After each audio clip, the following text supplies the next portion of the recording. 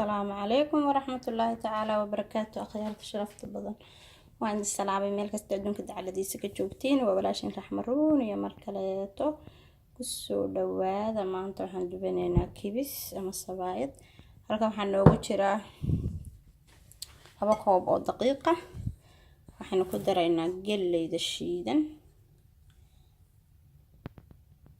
samalina la dhahaa waa galley shiidan insha Allah bidmillaah kariim 2 koob baan ku daraynaa iyadana iyo koob caanaha kulul koobka caanaha ku qasaynaa qandaca insha Allah bidmillaah kariim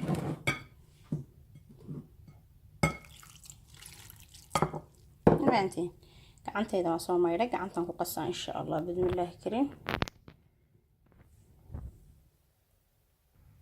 khayar waxaan ku darayaa wax yar oo cusba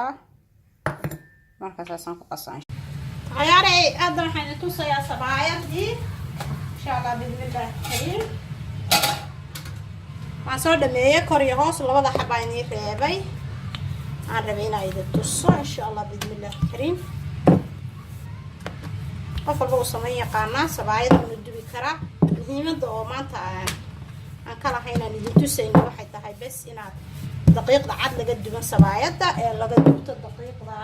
galleyda oo kale laga duban karo hadda waa arkaysan waxa saaka ka qasay sabaayada say ku soo baxdayna waa idin tusi doonaa markaan dubay insha Allah waa taasa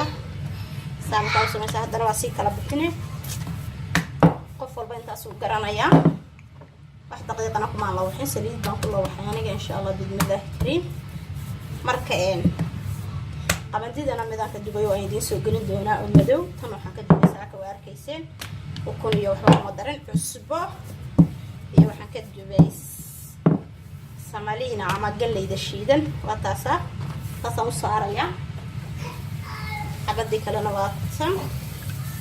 saliid yar baan soo marinayaa markaan dubayo saliid ma ahaan gabadhar waayo waxaan ku dubayo laakiin adigu waxa rabtaa ku duban kartaa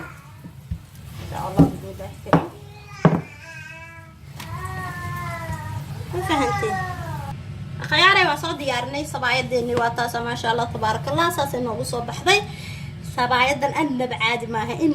maaha ama kibistan wax afkum bay sabaayad ka tahay wax kale ma dhihin karo ma fahanteen waxaan saaka ka qasaa ka sameeyana waa arkayseen waa taas rabtaan idin kala gooyo waa taas wajeedina saxaabe kabla kabay dul saarta iyada dhan waa taas ku soo dhawaada ma sha Allah tabarakallah saa u samaysta ducada share subscribe ta waxad giina anaga maanta malabkaas aan ku cunaynaa idinka waxa ku rabtiina ku cuni kartiin